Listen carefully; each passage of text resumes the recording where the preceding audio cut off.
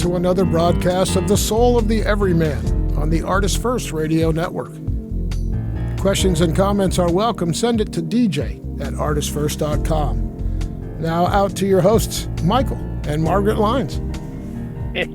And here we are. It's Michael and Margaret Lyons, and thank you very much, D-Man. You're always an amazing help. Yes, he is. And that is our topic tonight. We are talking about help. That we all need.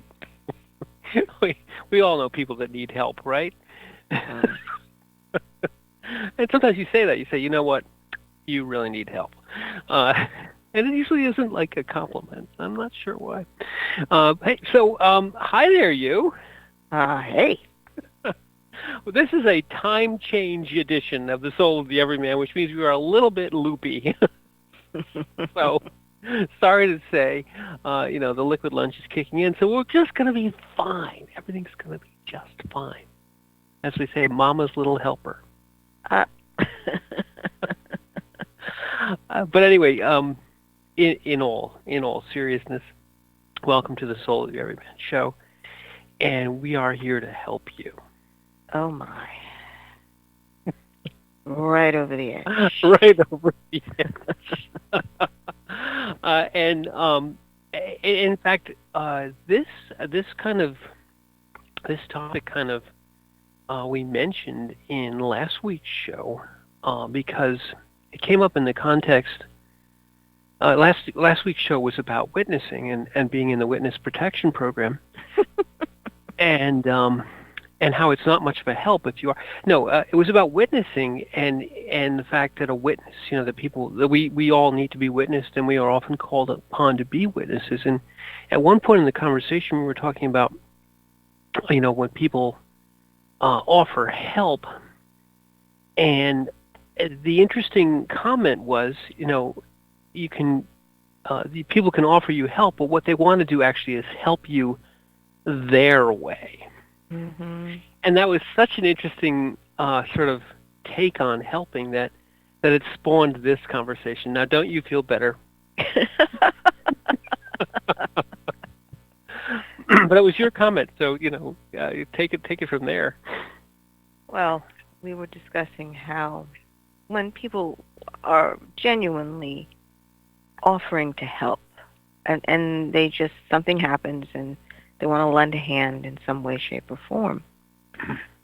But it is usually helping the way they feel comfortable in helping, which is usually their way. Mm-hmm. And you are grateful for any help you get, but sometimes that particular type of help, it's better if you don't get it.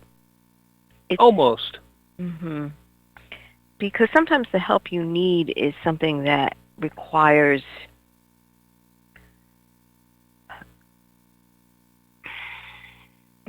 a person to be able to take a step in the world that you are living in. And the world you're living in is a world of suffering. Can be. Well, I'm just speaking from the experiential viewpoint. Okay. So people know that helping sometimes means that you actually have to take a step into that world to be of any effect. And people can only do so much, okay? I will honestly say that. They can only do so much. Like, the comment had come up when one of the mothers, who was, I guess, her son was Christopher's classmate, had offered, what can I do to help you? And I looked at her, and I had just been trying to figure a way to get into New York City to bring Christopher for his visit at Memorial. And I needed another driver. Now, driving in New York is not for the faint of heart. Mm. New York City, precisely, and going crosstown. Right. And she just looked at me with this consternation on her face, going, "Oh, please don't ask me to do that." I can't do that. Well, and you know, that specific example really opens the broader examples, which is, as you said, there are sometimes people will offer to help, but they can only do so much, and I think that's the best face on the helping your way. Right. And then when I recall, it brings to mind an incident where when you are in the pediatric cancer ward, you usually have a roommate. There's usually 2 beds per room. And there had been a mother there who had also been a nurse, or it was a nurse as well. So she felt that I wasn't doing things properly or correctly. So she wanted to help me do things properly and correctly. Yeah. I guess I looked like I was inept at what was going on. Right. So it was one of these crazy moments that can happen when you have children going to school in another state and you're relying on family and friends to, keep an eye on them while you're in Manhattan trying to manage your child's protocol. And that was the time when we had lost one of our children. Do you remember that? Mm. I had gotten a call from you, and you basically said, "We've lost Devin. He wasn't on the bus. Ian just called me." Right. Because both children are supposed to get on the bus, and Ian was supposed to bring his younger brother into the house, and Grandma was going to be there soon. Right. And see, I'm at work at this point. And you were calling me from work, which was another. I had just gotten the call from him. He was what? I don't know, 10 or something like that. 7, 8, maybe more like 9. But yeah, it's certainly not somebody you'd leave home alone for a long period of time. Yeah. So you told me that we can't find the baby of the family, and I'm sitting there going, "I'm here. Right. I can't get out of here." Right. Okay. So in my head, I immediately went into, now this is of course before having any cell phones or anything like that. Oh yeah, this is the dark ages, folks. Yes. No comms. Right. And you had to use the phone in your room. Yeah. To call out. So you had to remember that it was 10 digits because in order to call out of the hospital to make a call, you had it was all memorized. I had it all memorized in my head. The phone call, you also had numbers in order to pay for it. So in any case, I'm sitting there and I'm dialing all these numbers from memory, right? And the other woman was like, "Oh, what's going on? What? Well," and she is beginning to try to coach me on what needs to get done and how to do, and I'm sitting there going, "I have no time for you. You are not helping me. You are not helping." There's actually a meme if you look online, where it says "You are not helping." It's, but in that case, and that's really, if we get back to our topic a little bit, that's the case where helping is almost like a passive-aggressive kind of taking over kind of thing. They're saying they're offering to help, but what they're really offering to do is to kind of push you aside and instruct you on how to do it right, as you said. And so that's another form of helping your way, if you will. You're being offered. The offer is not. It's not that it's not necessarily sincere, but the assistance comes with a lot of kind of hoops and conditions that you have to jump through. One of the first one we just mentioned, which is that I just can't. I don't feel comfortable doing that. I don't know how to drive in New York. So you say, well, okay, you're not the right person. You don't have the skill set. The second one is more along the lines of, let me tell you what you're doing wrong so you can get it better. Let me instruct you. And then the third one I think is maybe the worst of all, and that's where the help is really an offer to almost have you take care of them. I mean, in other words, they're intruding into the situation not with actual help, but just this sort of a nosy kind of, I want to be here to see what's going on. It's that question that you just got. What's going on? I'm peripherally interested, but if I offer to help, I can get on the inside. I can kind of be in the way, and being satisfying my own curiosity. And so that kind of help is really the worst kind of help, because it's no help at all. It's actually it's almost another burden. Well, you almost have to find things for them to do because they're no help. Well, the mindset. See, what was happening was I had to maintain the world I was functioning in as I knew it, all right, which is maintaining my sick child and interacting with staff and hospital, etc. She wanted me to enter her world. Exactly. Okay, which was, I am the most important person in the room because I know how the system works. Right. So therefore, you should do this, and you should, and well, you're not. Have you considered this? You haven't looked at that. Right. The help that you're being offered in that specific situation and in a general situation is more of an ego trip for the person who's helping you, because they really want to be stroked and told how wonderful they are. And the interesting thing about it was she talked constantly, and it was always I. Yeah, well. Okay, it was never, an analysis of how something is going on. It was like, well, I do this and I do that, and it was all I.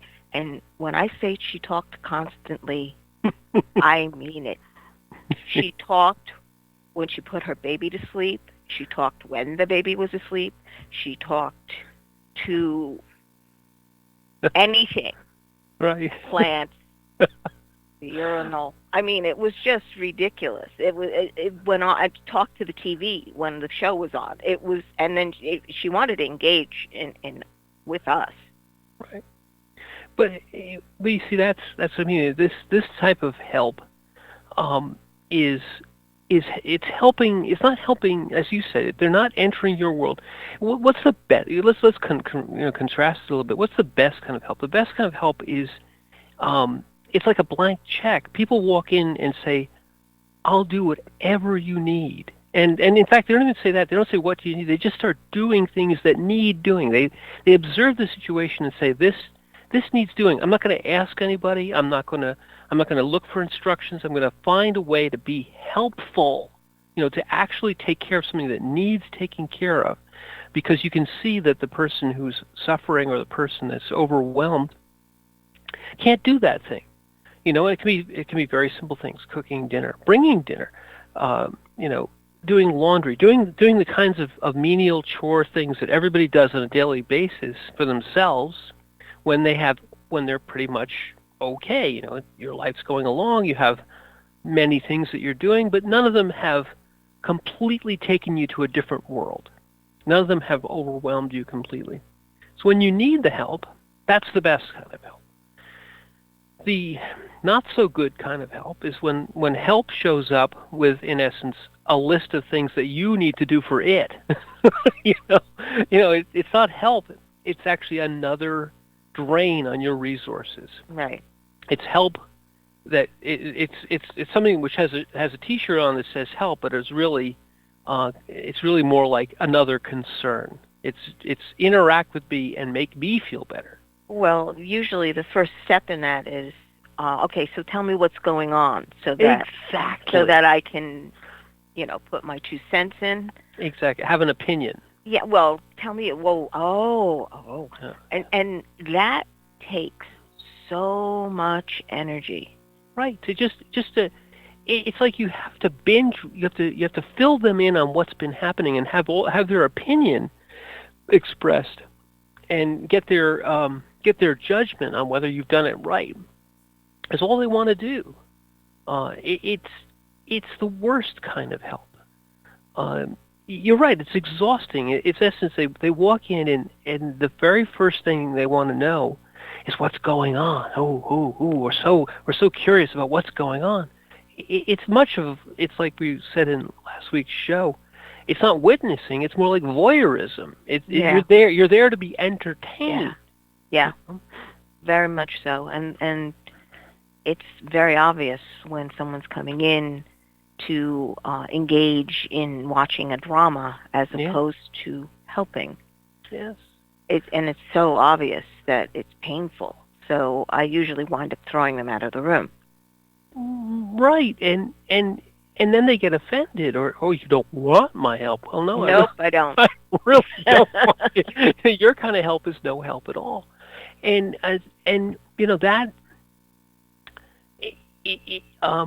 it's you'd say to yourself, well, you could always use some kind of help, and it's true. I mean, if someone who can do little, but does it with a clean heart, with an open heart, and says, I don't have much to give, but this is what I can give. I can do this. I can. They don't even have to do anything except be there. I think that was the point last week. If a person is just willing to be there, that was tremendous, because you were not asking for them to do something because they couldn't. Well, certainly in that situation, yes. Sometimes you don't have to do anything, and you can still be tremendously helpful. You can just stand there and witness, stand there and listen. Be another adult in the room. But none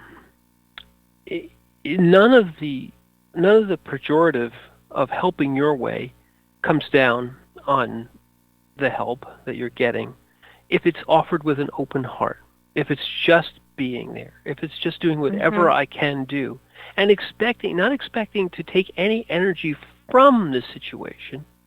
You're trying to add your own whatever bit you can give to the situation, to unburden, not to burden. To become something which is at the disposal of and actually performs a useful function in that situation. Like you say, you enter the world of the person who you're offering to help, and you basically say, use me as you can, whatever you can, whatever I can give is there for you. That's help, and that's helping. That's helping the person's. That's helping in the way that the person you're trying to help needs it. You're fulfilling a need, not helping your way, helping in the guise is calling it help and really coming to eat at the table, coming to take rather than coming to give. Right, consuming, exactly, consuming energy. Yeah, instead of providing, you're actually consuming. And that's the whole difference of the vibe between watching a drama and actually lending a hand. Yeah,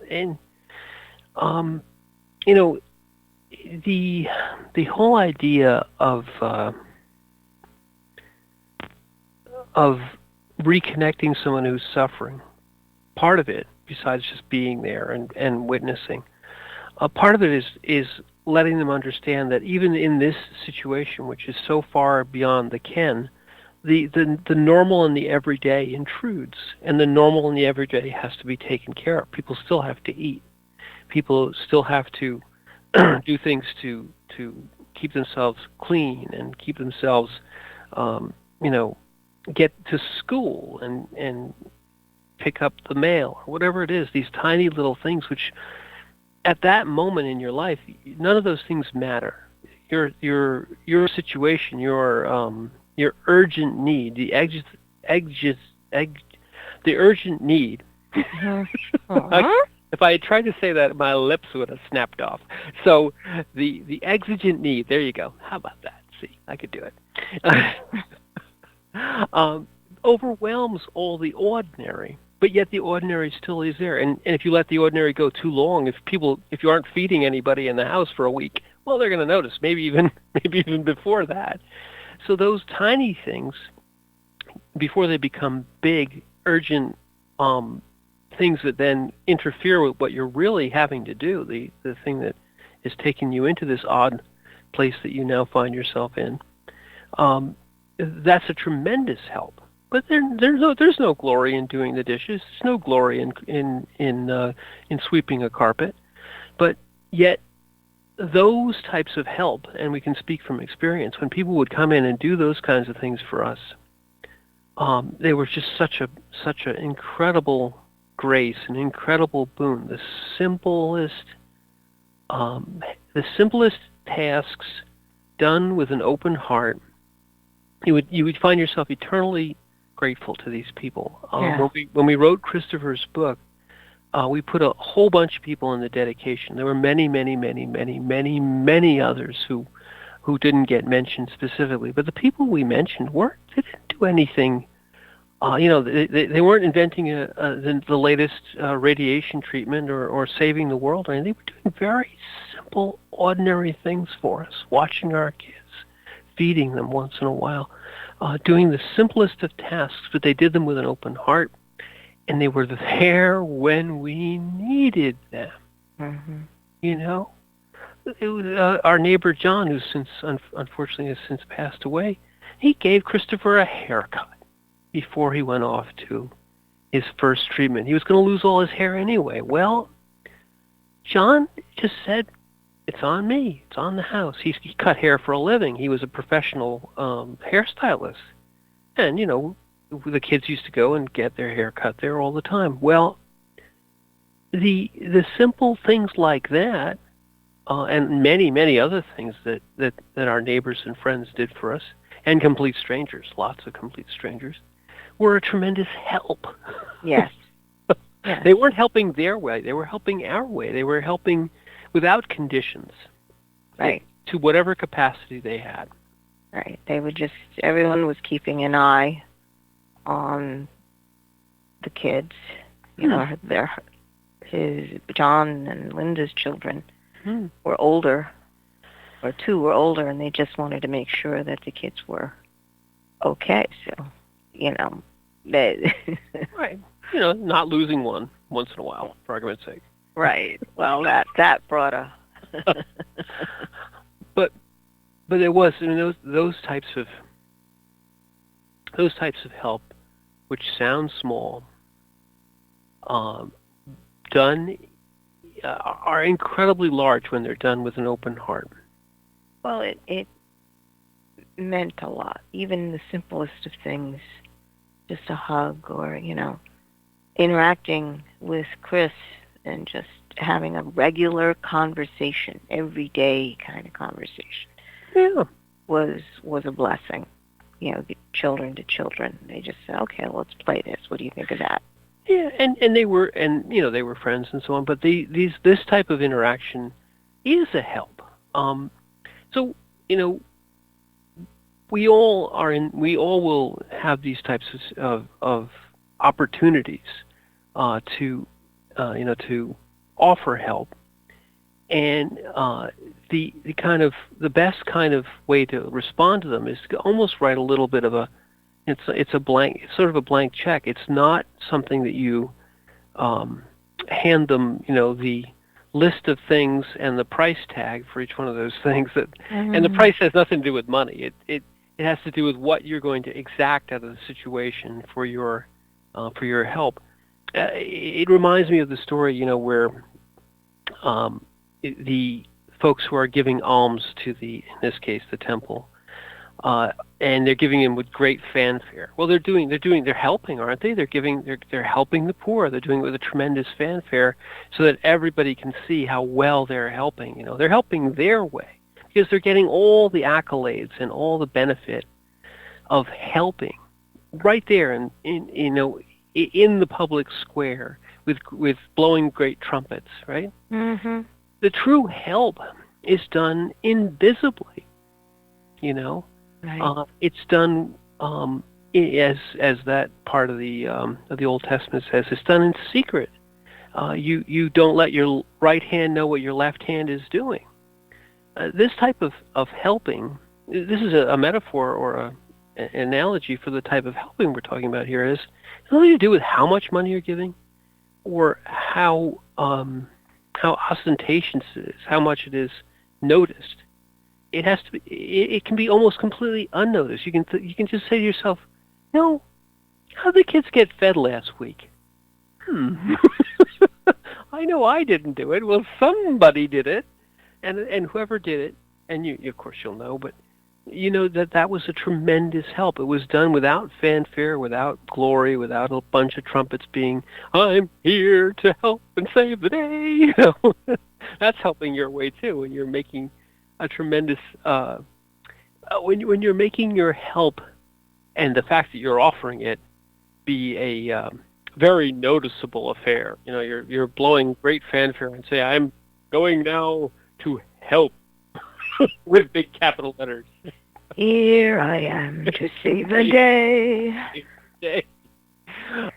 And if you're here to save the day with a big H on your shirt, you're not really helping. You are not helping. I know what your T-shirt says. But. Exactly.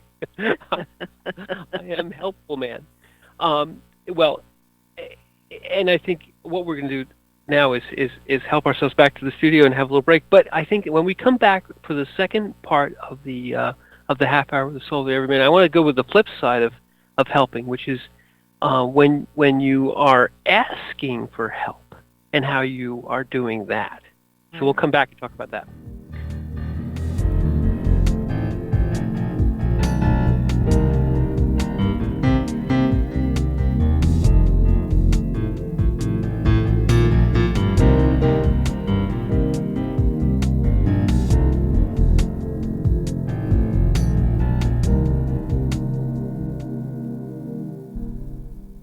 Rick Riordan fans, love mythology with plenty of action and humor? Destroyer's Blood is for you. The new fantasy novel by award-winning author Michael Lynes is book 1 of the adventures of Devkalion, the Blood series. Follow Dev and his magic sword Betrayer as they are suddenly attacked and forced to return to Olympus to fight in a war they want no part in. The world of men and gods is about to be destroyed by Zeus's ancient foe, and only Dev and Trey can stop him. The conflict never stops, and the amazing twist will have you on the edge of your seat. Act now while the ebook is on sale for only 99 cents. Destroyer's Blood is available on Amazon.com, Barnes & Noble, iTunes, Kobo, and fine e-tailers everywhere. And while you're there, get the free prequel, It's in the Blood, available for a limited time. Taking God on Patrol is a first-person account of the world of law enforcement from the perspective of a Christian police officer in the 4th largest city in America. From speeding car chases to the crossing of the thin blue line, author Mark S. Cariner seeks to find God's biblical truth in a behind-the-scenes look at law enforcement. And check out Mark's newest book, The Tactical Heart. Both are available at Amazon.com. There is a Reaper is the story of 5-year-old Christopher Aaron and his life-changing struggle with leukemia. Winner of both the Indy Bragg Medallion as well as the reader's favorite silver medal for memoir, There is a Reaper has more than 100 Amazon book reviews and a 5-star rating. It has been described as life-changing, spiritual, a must-read. Just released on Audible and iTunes, this memoir is also available in paperback and on Amazon Kindle for only 99 cents. Get your copy of this life-changing memoir today. The Timeless Esoterica radio program with Dr. Bruce is broadcast on the fourth Monday of every month at 8 p.m. Pacific, 11 p.m. Eastern on ArtistFirst.com. We explore topics including the paranormal, alien life, mysteries, conspiracies, hidden history, oddities, and much more. Each show will feature a special guest with exciting and thought-provoking discussion. Always keep an open mind, an open heart, live forever, and remember Dr. Bruce believes in you.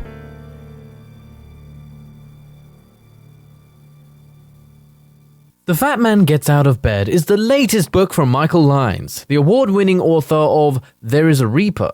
Featuring 13 original stories, this wide-ranging collection has everything. Forbidden love, gods versus demigods, weird invading aliens, sexy seductive artificial intelligence, and unusual passion between the living and the dead. All set amidst fantastic worlds of pain and loss and boundless joy. From the sublime to the macabre to the bittersweet, The Fat Man Gets Out of Bed will leave you breathless with laughter, brimming with tears, trembling with suspense.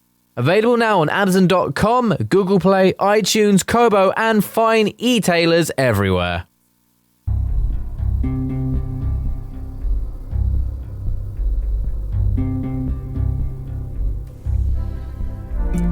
You are listening to The Soul of the Everyman on the ArtistFirst Radio Network. Back to your hosts, Margaret and Michael Lyons. Welcome back to the show. And I believe that we were talking about helping. Help! We were indeed talking about helping, and last half hour, what we were basically talking about is people who offer help, and yet when they offer the help, they're really offering to help their way. They're not really offering to help in a way that you need, or that you actually need. But then there's sort of a flip side to that, and that's when sometimes people ask for help, and there's a couple of things there. There's always this sort of let's just bring it down to brass tacks. When men are lost, they don't ask for directions. You know that, because we don't want to ask. We don't want to ask for help. We want to get there on our own. We want to kill that wildebeest and grill it over an open fire on our own. No help. Oh my. So men don't need help. No, let's back that off. But no, sometimes people are too proud to ask for help. They almost feel that they need help, or if they ask for help, it's showing weakness in some way, shape, or form. So that is the reason why men don't ask for help? Yes, we don't need help. That's right, damn it. See. From. The reason you don't ask for help, and sometimes people don't ask for help, is they don't want to appear weak. They don't want to appear needy. They don't want to be a burden. Sometimes that's another way of looking at it, is that you just, it's okay. I can do it. And you hear this from every 2-year-old. I do it. They don't want help because they want a feeling of independence, of not needing anybody. Now you've equated it with two-year-old state? Yes. But the point is that people don't ask for help. And then if you do ask for help, it can sort of engender within you this idea that somehow you're lesser. I'm not able to do it on my own. I need help, and this can come with physical disabilities, or with sort of a pejorative or a shame associated with it. If you can't do what what quote unquote everybody can do for themselves, and you need help doing it, it makes you feel less of yourself. Feel as though you're less than a full person. So there's sort of a stigma in asking for help, and that's funny because it's people have all sorts of problems of all kinds, and sometimes it depends on the person whether or not asking for help is in some way taking away from who they think they are, or their freedom, let's say, or their autonomy. But I'm laughing because I'm so short, and I always ask people to reach things for me because inevitably it's on the top shelf, way in the back. Right. But there's a certain when someone helps you, there's a certain indebtedness incurred.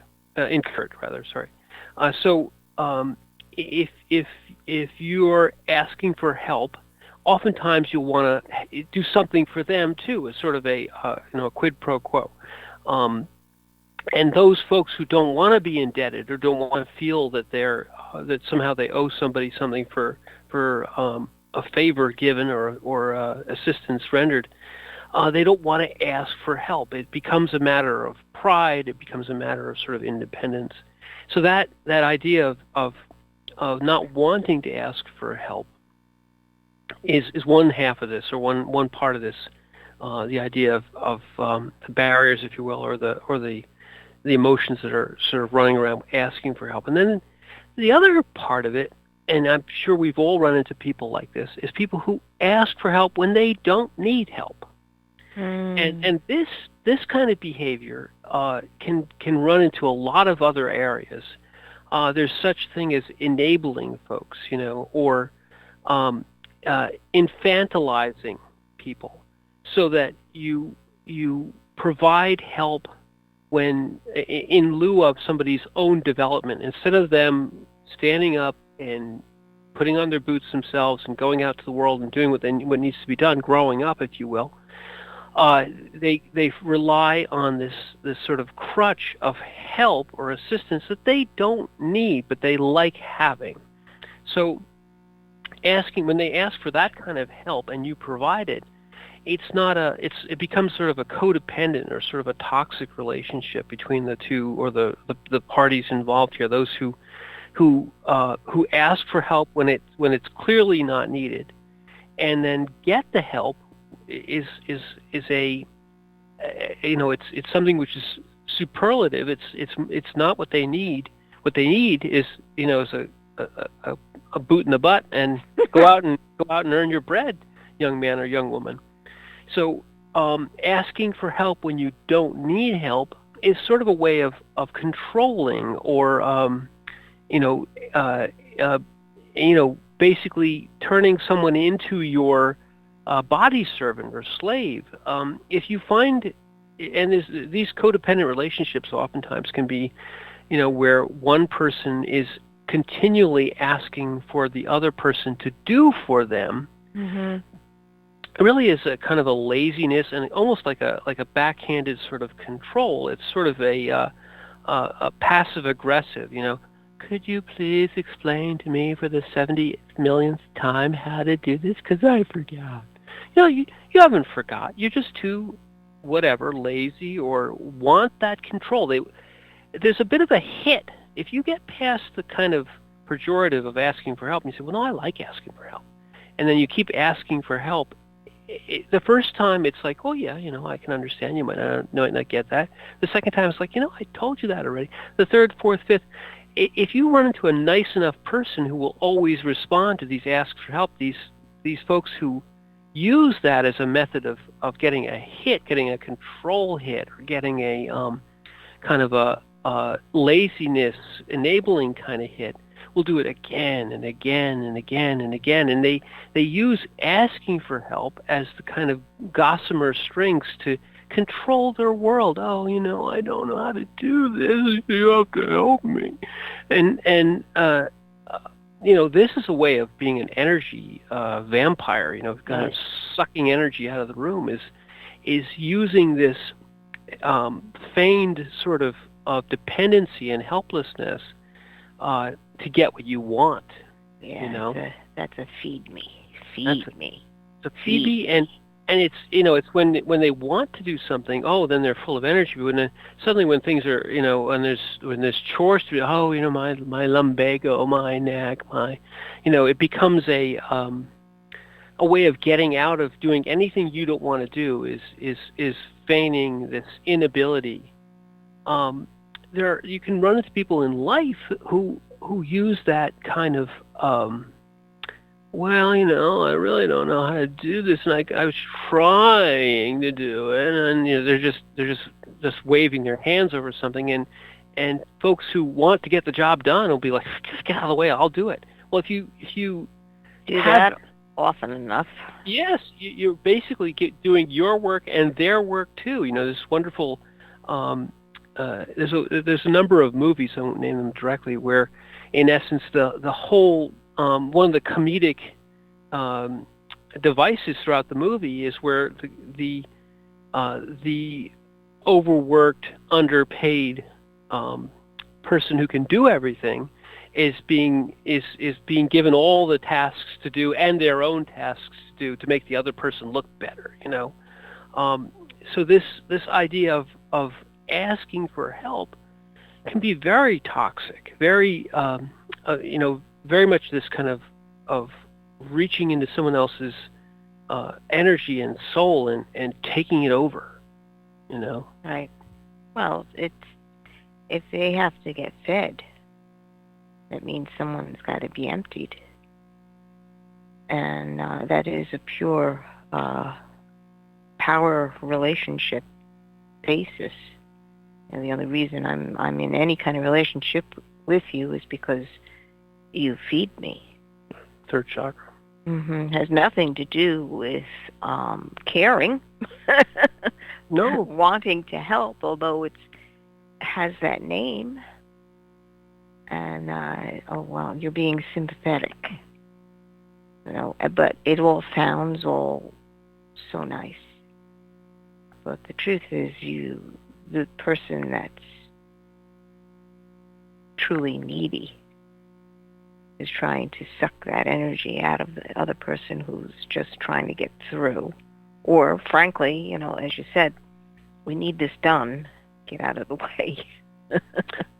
Right, but it comes into this idea of a parasitic relationship. Yes.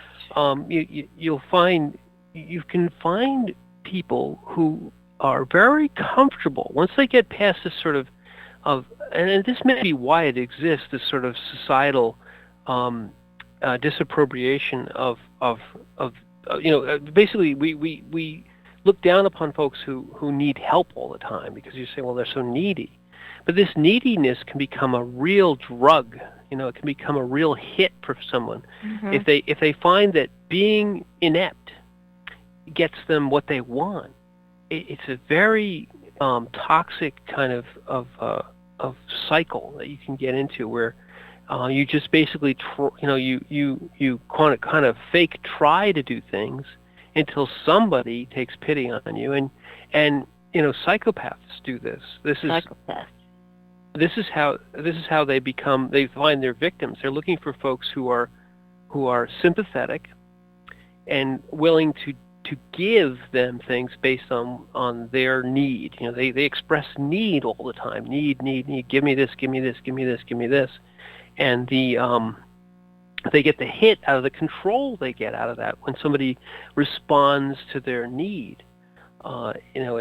It goes from a need relationship to a controlling need relationship. You have to do this for me or I won't like you, or you have to do this for me because I need you, And being aware of when that happens, because that's a transitional point. Yes. To be aware when the relationship goes from, well, I'll help you because you say you need this, to I need you to do this because I need you to do this. Right. Where that person controls the other. that is a thin line, a fine line that you have to be really aware of when that happens. You once said that it's like strings, or what is it? It's they're putting attachments on you. They're hooks. You're putting hooks in you when they're doing that. You can feel the hook going in, and you have to unhook it from yourself. Yeah, if you allow the connection, and it's realizing when the help that you are giving has become an attachment, and it's attachment that's been put into you by the other instead of you putting the hook into the other.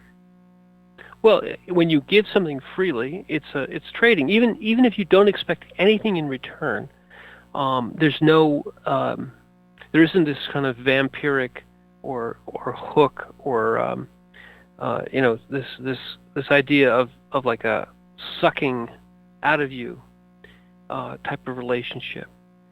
You can give disproportionately. You can give far more than you get back, and it can still be completely clean, because the person who receives cleanly. They don't receive. They receive in their true need, and they it's that pay it forward kind of thing. I gave it to you. Don't give it to me. Give it to the next person. You do good. You go on. We do that with our children all the time. All of us do that with our children. We give tremendous amounts to our children, and we're looking for them to give to the next generation. It's a pay it forward kind of thing. The other is a cycle. It's a circle. It's closed. It isn't being paid forward. It's going right back. Latch on and keep sucking. Yeah, no, it's a two-dimensional thing. There's no such thing as forward, because forward is another dimension. It's just two-dimensional. You give to me, I give to you, or rather just give me. Me, that's a one-dimensional. It's all about me. I, feed me. And that, those, when you're asking for that kind of help, you're really asking to control in a passive way. Passive-aggressive control, and they're looking for hosts, not really, and victims, not really, not real help. So if you get to the point with that type of toxic relationship where you finally cut it off, that's it. I'm not giving you any more. You'll get a big blow up, emotional reaction. But then they'll go on and find another host real fast, because they're really looking for the touch. They're really looking for, you're so wonderful. Can you help me? And right into the next host. It's very vampiric. It's an energy vampire. It's playing upon the kindness of others. Right. I liken that to the disease of cancer, because cancer in general, you have a cell that is of the body that has mutated, and when it grows, it does not produce anything useful. It basically makes garbage cells, and because it looks like the rest of the body, it isn't necessarily attacked, because it looks like on the surface that you belong to the body. But what it's actually doing is taking all the nutrients that is being produced by a healthy body and producing at a faster rate, reproducing at a faster rate, the garbage cells, which is why it winds up killing the host, because eventually the body becomes so filled with garbage that it cannot sustain itself any longer. It kills its host. Right, but the mechanism is it's asking as though it was a productive part of the body. Right. All cells in the body need something from another cell, because that's what the body is. It's a bunch of interrelated mechanisms. So blood cells, right? Blood cells bring food to all the other cells and remove waste from all the other cells. Just as an example, the cells which are garbage look like they need to be fed. They ask and they ask and they ask and they ask to be fed in lieu of all the other ones around. In other words, they put themselves forward. They ask more often. They take more, and they produce nothing. Right. So that's a great analogy for an energy parasite or an energy cancer. This is asking for help, which has nothing to do with help. It has everything to do with control. Mm-hmm. So, we started out with people who never want to ask for help, and that's not a good thing. Right. Because if you say I never need help, you're wrong, and you will get lost somewhere and not be able to get back home. And that's why we invented Google, because you don't have to ask for help if you got Google. No, in fact, never asking for help is this sort of iconoclast, or this kind of putting yourself on this in a self-imposed isolation. It's almost like starving yourself. It's like if I never ask for help, then I never have to give help either. I am an island unto myself. And no man is an island. I don't know where that came from. But in fact, doing that is toxic too. But in at least if we're ranking toxicity, the asking for help when you don't need it, I think, is more damaging to both the person who does it, because they become a parasite.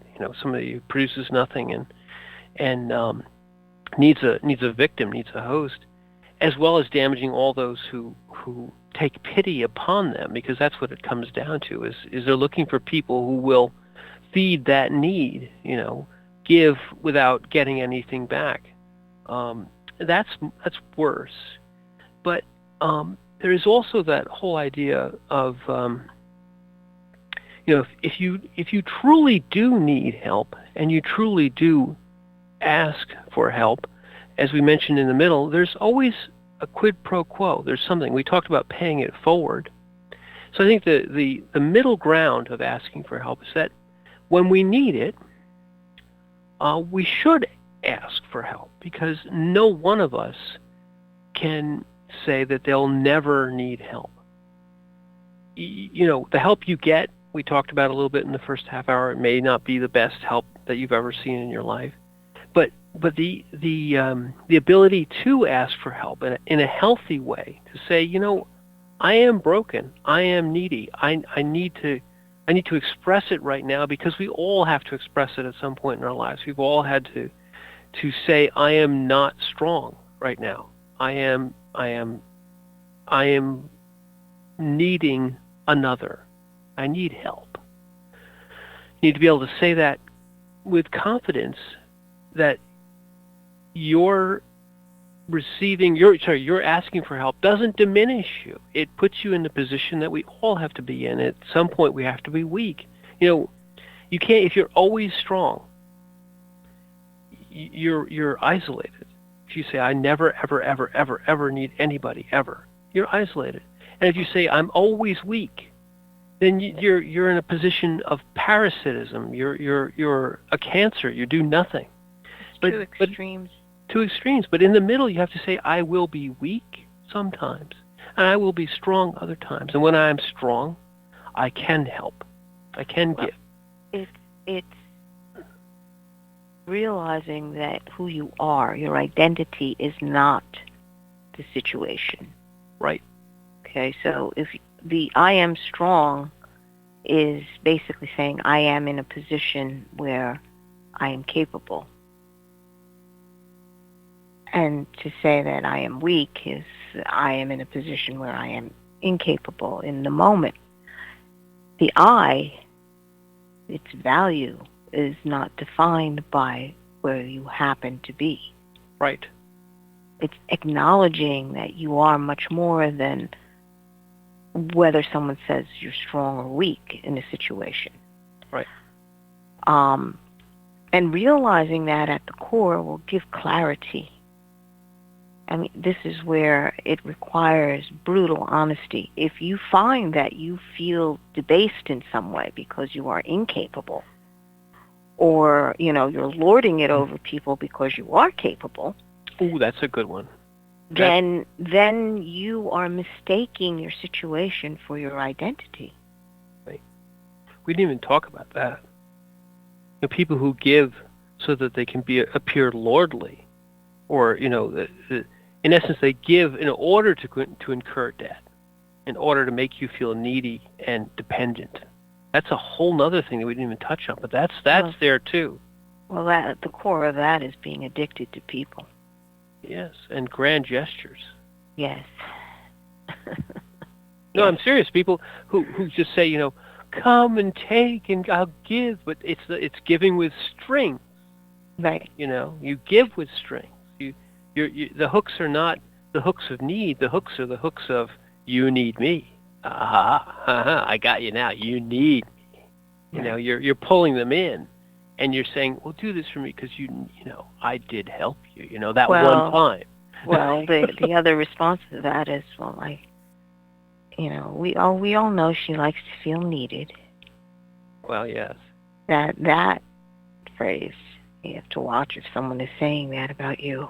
Oh my God, I have a whole nother topic here, but it's true. I mean, those who give with expectation of return are putting the hooks in the other way. They're giving to you so that they own you, they buy you, they have a hook in you where they can pull on and say, you still owe me that $5 from the other day. Get over here, and grovel. And they never want to be repaid. They actually never want to get anything back of equal value. They don't want to ever lose the hook on you. It's a different kind of hook, but it's equally as toxic. We don't have enough time to get into that toxicity. Yeah. That's a good one. Yeah, we can talk about that at another show. Yeah, well, that's the show about giving for power. Well, that's basically being blatant about the fact that you want power. Yeah, it's like whereas the other way is, passive aggressive, and you're just sort of hiding the fact that you're sort of flirting with power. Right. I mean, that's the power that the mafia gave. We gave you. You owe us. You owe us, and you owe us forever and ever and ever and ever and ever. It's like I saved your life once, so now I own you. Yeah. What is it? The borrower is slave to the lender. Yes. That's the phrase out of the Bible. But I guess we have a topic for. And we're living on borrowed time right now. Oh, all right. Well, we've obviously reached the end of our show. So, I'm Margaret. And I'm Michael. And thank you for listening.